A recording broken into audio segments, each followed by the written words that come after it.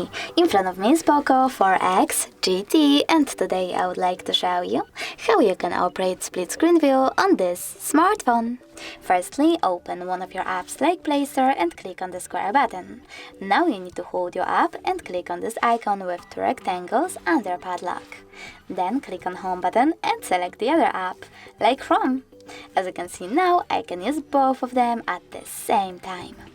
If you wish to go back from this mode, you can always do that by dragging the first app upwards and selecting Home button. Thanks so much for watching. If you enjoyed this video, don't forget to leave a like, comment and subscribe. Bye!